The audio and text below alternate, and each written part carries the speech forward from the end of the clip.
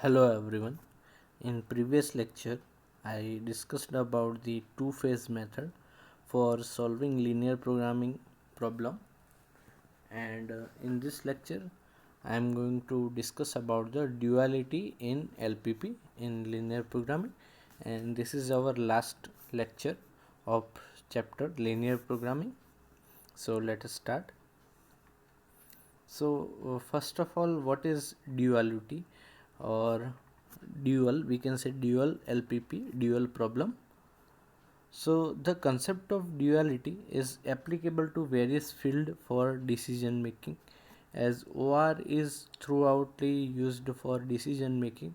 So here the concept of duality is also applicable to various field for decision making.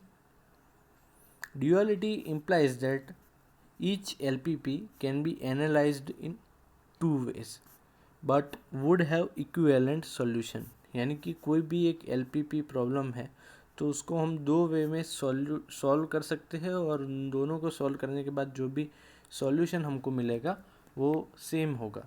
Any LPP can be stated in another equivalent form based on the same data, और उसमें जो data है वो भी same ही रहेगा, and this is termed as duality.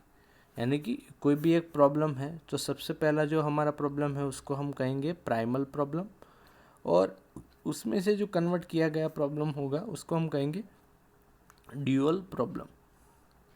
अभी जो प्राइमल प्रॉब्लम है और ड्यूअल प्रॉब्लम है उन दोनों में डिफरेंस क्या है कि जो भी यहाँ पे जो प्राइमल प्रॉब्लम है और उन दोनों में सिमिलरिटी ये है कि डेटा जो उसमें है वो सेम रहेगा, लेकिन उन दोनों का जो भी यहाँ पे सॉल्यूशन होगा वो भी वहाँ पे इक्विवेलेंट सॉल्यूशन हमको मिलेगा, दोनों का सॉल्यूशन हमको सेम मिलेगा.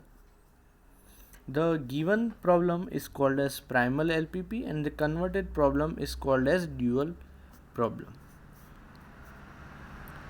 एंड उसकी यूज़फुलनेस क्या है कि ड्यूअलिटी में अगर कन्वर्ट करेंगे तो उसका बेनिफिट हमको क्या मिलेगा.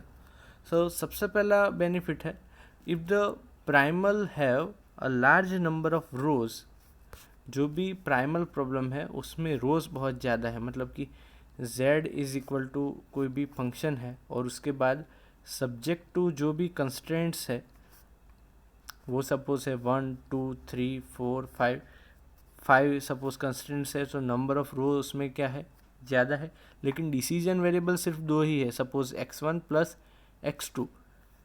तो जो कैलकुलेटिव प्रोसीजर होगा वो can be reduced by converting it into dual problem. और इसको हम अगर ड्यूअल प्रॉब्लम में कन्वर्ट करेंगे तो मतलब ड्यूअल प्रॉब्लम में क्या होगा कि जो भी ये कंस्टेंट्स है 5 है, 5 से कम होके 2 हो जाएगी. वो कैसे होगी मैं आपको आगे बताऊंगा कि उससे क्या होगा. ड्यूअल में कन्वर्ट करने से ये जो प्रॉब्लम है इसको सॉल्व करना ईजी हो जाएगा.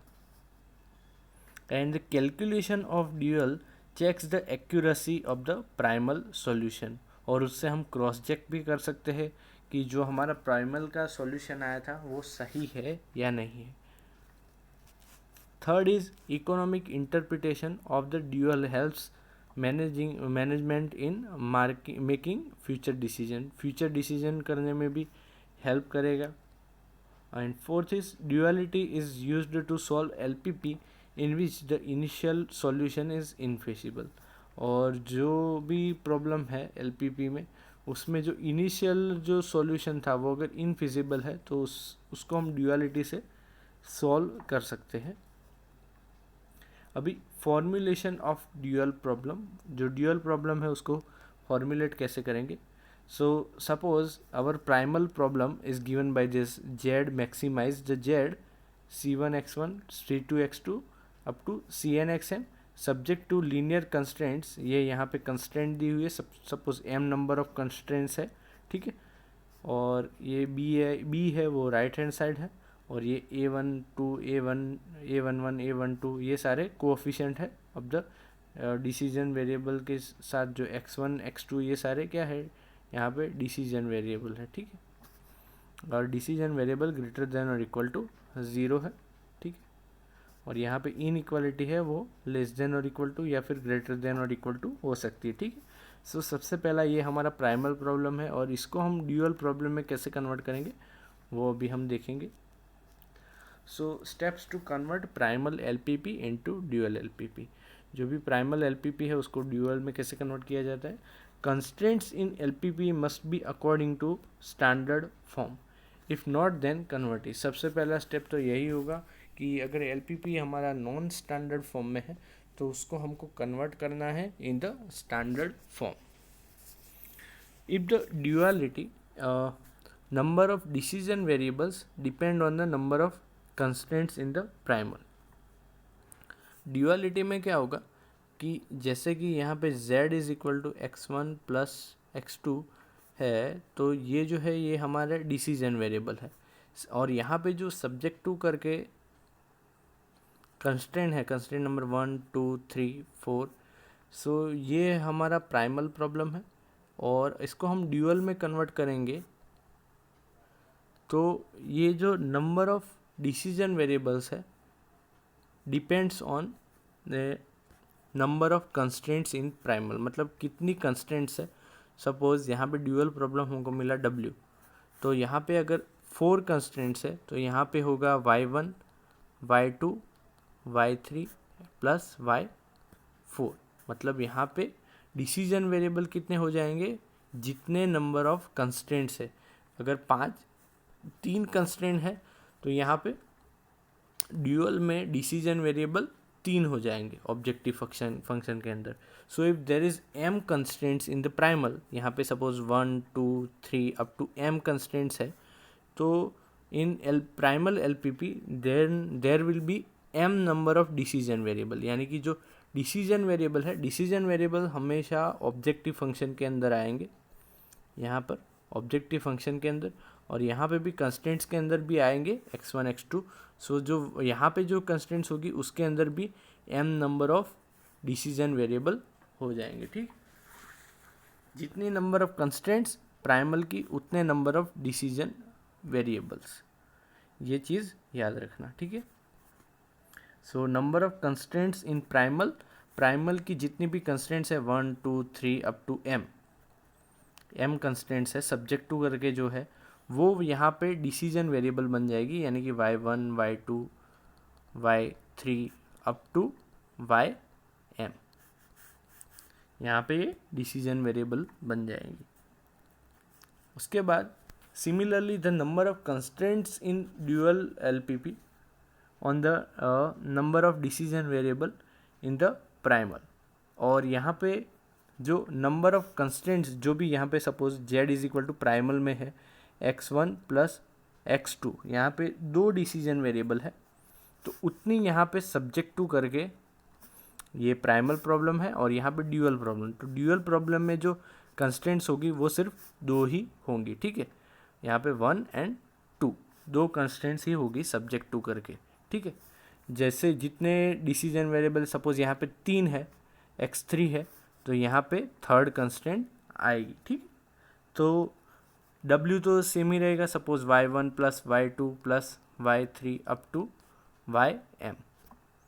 ठीक है, जितनी यहाँ पे कंस्ट्रेंट है 1 2 3 अप टू m, उतने यहाँ पे डिसीजन वेरिएबल बन जाएंगे, और जितने डिसीजन वेरिएबल यहाँ है उतने नंबर ऑफ कंस्ट्रेंट यहाँ पे बन जाएगी in the dual.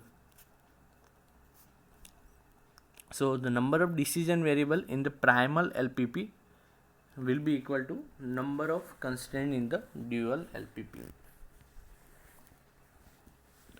Other important modification is taking place as given below। अगर अगले जो modification है यहाँ पे क्या हो जाएगा, जो ऑब्जेक्टिव फंक्शन है वो अगर मैक्सिमाइजेशन है in primal LPP, primal LPP का ऑब्जेक्टिव फंक्शन है सपोज मैक्सिमाइज z, तो वो कन्वर्ट हो जाएगा will be minimisation for dual. जो प्राइमल का जो है वो कन्वर्ट ड्यूअल में हो जाएगा minimisation problem, suppose minimise W। So ये डिफरेंस याद रखना कि जो प्राइमल का प्रॉब्लम सपोज मैक्सिमाइजेशन है तो ड्यूअल का प्रॉब्लम बन जाएगा मिनिमाइज W, मिनिमाइजेशन प्रॉब्लम बन जाएगा मैक्सिमाइजेशन होगा तो, और अगर मैक्सिमाइजेशन है तो वो मिनिमाइज बन जाएगा। दूसरा जो चेंज होगा, coefficient of objective function. Objective function in primal LPP will have right hand side of the constraints in dual LPP. Suppose यहाँ पे z इज इक्वल टू है 3x1 plus 2x2 plus 5x3, और ये हमारे primal problem है, और इसको हम ड्यूअल में कन्वर्ट करेंगे। तो यहाँ पे ड्यूअल में क्या होगा कि जो भी कंस्ट्रेंट है यहाँ पे आई, suppose y1 plus y2 plus y3 less greater than और इक्वल टू, यहाँ पे जो राइट हैंड साइड है वो जो भी यहाँ पे कोएफिशिएंट है ऑफ द ऑब्जेक्टिव फंक्शन वो यहाँ पे आ जाएगी। यहाँ पे सपोज 3, फिर जो दूसरी कंस्ट्रेंट है उसके लिए आ जाएगा यहाँ पे 2, और जो तीसरी कंस्ट्रेंट है उसके लिए यहाँ पे आ जाएगा 5। सो सिमिलरली जो भी coefficient of decision variable in primal problem के जो भी कोएफिशिएंट है वो कन्वर्ट हो जाएंगे इन द ड्यूअल प्रॉब्लम, और ड्यूअल प्रॉब्लम में जो भी राइट हैंड साइड है वहाँ पे आ जाएंगे। ठीक है, कंस्ट्रेंट है सिर्फ और सिर्फ कंस्ट्रेंट के लिए।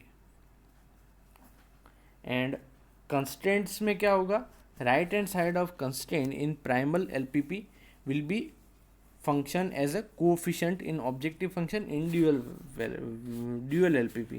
सिमिलरली जो भी प्राइमल प्रॉब्लम में जो भी कंस्टेंट्स थी वहाँ पे अगर ये ग्रेटर देन और इक्वल टू, ठीक है, यहाँ पे 1 2 3 थी, तो वो सारी ड्यूअल प्रॉब्लम में क्या होगा, W is equal to 1y1 plus 2y2 plus 3y3, जो भी ऑब्जेक्टिव फंक्शन है उसके कोएफिशिएंट यहाँ पे बन जाएगी। And fourth is coefficient of decision variable each constraint. The transverse matrix of the LPP is applicable to the coefficient of decision variable in each constraint for dual LPP. Similarly जो भी सारी की सारी जो constraints थी primal की, उसके जो भी डिसीजन वेरिएबल के कोएफिशिएंट थे वो कन्वर्ट होके, मैट्रिक्स कन्वर्ट होके जो भी ड्यूअल LPP है उसमें क्रॉस में आ जाएंगे। ठीक है, वो मैं एग्जांपल में दिखाऊंगा। और जो अगला जो डिफरेंस है, कंस्ट्रेंट टाइप। अगर प्राइमल और LPP में ड्यूअल LPP है, अगर प्राइमल LPP है, इन दोनों में कंस्ट्रेंट टाइप में क्या चेंज आएगा, जो अगर लेस देन और इक्वल टू टाइप कंस्ट्रेंट है तो वो कन्वर्ट होके बन जाएगी ग्रेटर देन और equal to type constraint for dual LPP। और अगर ग्रेटर देन और equal to type in primal है तो वो ड्यूअल में लेस देन और इक्वल टू टाइप बन जाएगी। और अगर primal constraint is of equal to type तो ड्यूअल में क्या होगी, वो यहाँ पे अनरिस्ट्रिक्टेड इन साइन, यहाँ पे उसका कोई साइन डिफाइंड नहीं होगा, dual in yi is unrestricted. और अगर प्राइमल में अगर xj वेरिएबल है वो अनरिस्ट्रिक्टेड इन साइन है तो वो ड्यूअल में इक्वल टू टाइप हो जाएगा। ठीक है,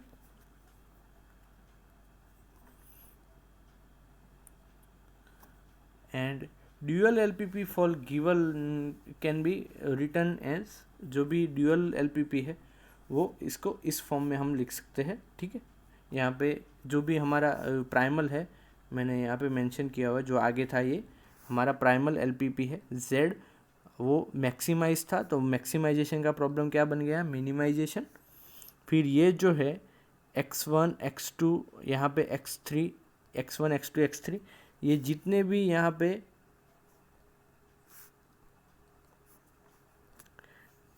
यहाँ पे डिसीजन वेरिएबल है उतनी ही यहाँ पे कंस्ट्रेंट हो गई। ठीक है, यानी कि ये जो कंस्ट्रेंट है, जितने भी वहाँ पे डिसीजन वेरिएबल थे इतनी ही यहाँ पे कंस्ट्रेंट्स हो गई, और इनके जो कोफिशिएंट है यहाँ पे Cn आएगा,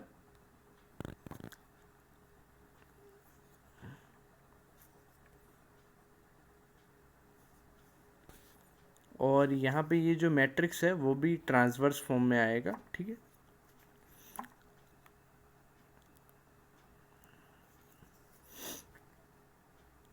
इसका ट्रांसवर्स होके यहाँ पे आएगा, और ये जो वर्टिकल है यहाँ पे ये जो x1 x2 यहाँ पर ये सारी वर्टिकल लाइन में आ जाएगी, मतलब ये जो कोफिशेंट है वो इसकी राइट साइड बन जाएंगे और इसके जो कोफिशेंट है वो इसकी राइट साइड बन जाएंगे। और यहाँ पर जितने वेरिएबल्स है, यहाँ पे सपोज m वेरिएबल्स है तो वो यहाँ पे इतनी कंस्टेंट है तो वो इतने यहाँ पे आ जाएंगे, ठीक है। और ये हम एग्जाम्पल में भी देखेंगे तो ज़्यादा समझ में आएगा। So let us take before that there are some relation between primal and dual problem, वो हम देखेंगे और उसके बाद इसका एक एग्जाम्पल देंगे, ठीक है, जिसमें ये सारे जो 5 स्टेप्स है वो हम इम्प्लीमेंट करेंगे, ठीक है। यहाँ पे जो कंस्टेंट है वो चेंज भी आप देख सकते हो कि जो प्राइमल का कंस्टेंट है वो लेस देन है, तो यहाँ पे ड्यूअल में क्या हो गया, ग्रेटर देन और equal to.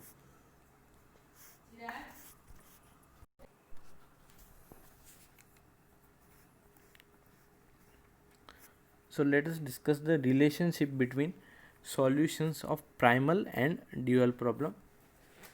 First relation is value of for the non-basic variable of the primal are given by the base row of dual solution and under the slack variable if any, neglecting the negative sign if any, and under the artificial variable neglecting the negative sign as well as and deleting m। जो भी values होगी non basic variable की for primal, वो जो dual में है वो ही base variable होगी, ठीक है, base row. And under slack variable if any neglecting the negative sign if any, and under artificial variable neglecting the negative sign and deleting capital M. जो भी स्लैक वेरिएबल है उसमें हम नेगेटिव साइन नेग्लेक्ट करेंगे और artificial variable है उसके अंदर भी एम और नेगेटिव साइन नेग्लेक्ट करेंगे। Value of slack variables of primal are given by the base row under non-basic variable of the dual solution neglecting minus sign negative sign if any। जो भी slack variable है primal की वो भी वहाँ पे जो नॉन बेसिक वेरिएबल है ड्यूअल सॉल्यूशन के उसके अंदर जो भी नेगेटिव साइन है वो रिमूव हो जाएगी और जो भी वैल्यू ऑफ ऑब्जेक्टिव फंक्शन है वो सेम रहेगी for the primal and dual problem. जो हमको फाइनल आंसर मिलेगा वो दोनों का सेम मिलेगा। So let us take one problem जो आपकी एग्ज़ाम पॉइंट ऑफ व्यू से हम देखेंगे तो उसमें सिर्फ और सिर्फ आपको सिर्फ कन्वर्ट ही करना है, जो भी उसका सिंप्लेक्स मेथड से या बीगेम मेथड से उसको सॉल्व करना बहुत ही कम पूछा जाएगा, लेकिन अगर सॉल्व करना आता है तो सेम वे में इसको कन्वर्ट करने के बाद सॉल्व करना है। So let us take one example for converting primal into dual problem. So यहाँ पे ये हमारा प्राइमल प्रॉब्लम दिया गया है और इसको हमको सबसे पहले देखना है कि ये स्टैंडर्ड फॉर्म में है या नहीं है, या अगर स्टैंडर्ड फॉर्म में नहीं है तो उसको हमको स्टैंडर्ड फॉर्म में कन्वर्ट करना है। और सबसे पहली चीज़ यहाँ पे ये जो प्रॉब्लम है ये हमारा मैक्सिमाइजेशन प्रॉब्लम है, तो जो भी हमारा ड्यूअल प्रॉब्लम होगा, जो भी ड्यूअल प्रॉब्लम होगा that will be of minimization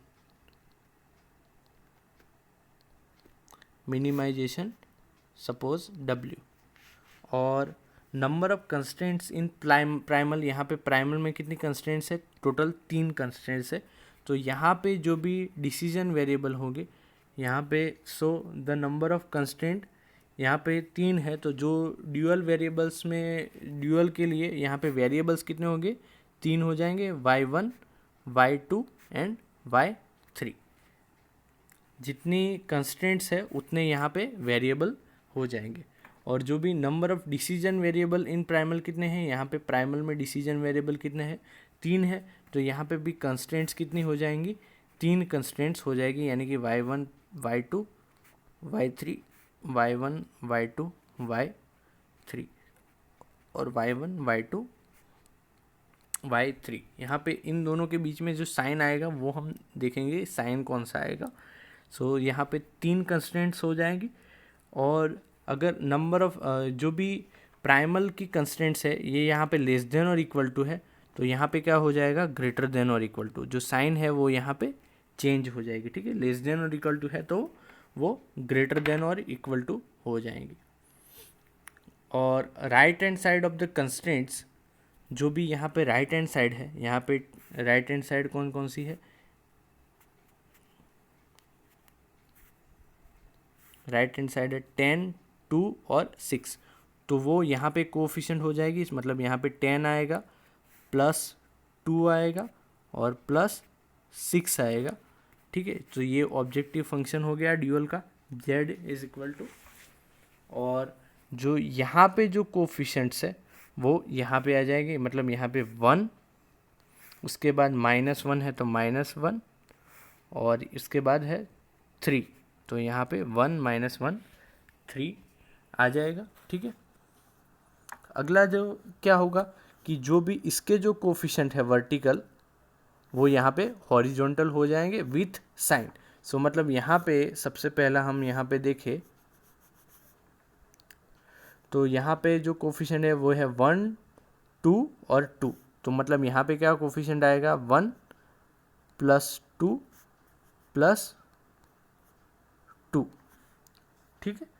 और यहाँ पे क्या होगा, यहाँ पे x2 का कोफिशिएंट क्या है 1, यहाँ पे x2 है नहीं तो यहाँ पे 0x2 आएगा, और यहाँ पे x2 का कोफिशिएंट कितना है 2, तो यहाँ पे भी क्या होगा, ये x2 यहाँ पे कैंसिल हो जाएगा और सिर्फ y1 बचेगा।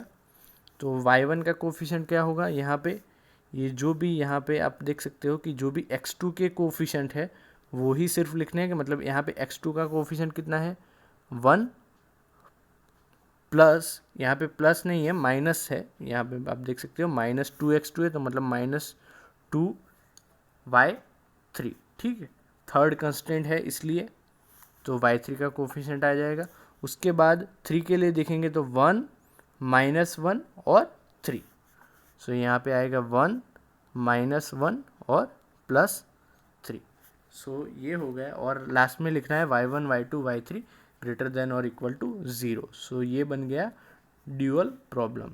सो यहाँ पे भी मैंने लिखा ही हुआ है, the dual LPP of the above primal LPP can be written as following assuming y1 be the dual variables. So यहाँ पे सबसे पहला जो मैक्सिमाइजेशन प्रॉब्लम है वो मिनिमाइजेशन बन जाएगा, और जो भी ये राइट हैंड साइड है वो यहाँ पे आ जाएगी y1 y2 y3 10, 2, 6, और जो भी यहाँ पे कंस्ट्रेंट्स है वो यहाँ पे y1 y2 y3 इन दोनों के कोफिशिएंट हमने यहाँ पे लिख दिए हैं, और जो इसकी जो वैल्यूज़ थी वो यहाँ पे आएगी, मतलब यहाँ पे सबसे पहला x1 का कोफिशिएंट कितना है 1, तो यहाँ पे राइट हैंड साइड में 1 आएगा। दूसरी कंस्टेंट के लिए यहाँ पे -1 है तो यहाँ पे -1 आएगा, और तीसरी के लिए यहाँ पे 3 है तो यहाँ पे 3 आएगा। जो मैंने यहाँ पे लिखा आगे डिराइव किया था वो यही सेम लिखा हुआ है, ठीक है। So in this way you have to convert the LPP into the dual problem. Let us take one more example here. It is of minimization. Minimize z, हमको मिनिमाइज करना है, तो जो मिनिमाइजेशन का प्रॉब्लम है वो कन्वर्ट होके क्या बन जाएगा, maximisation. Let me write on the side so you can compare the first and last answer of the both.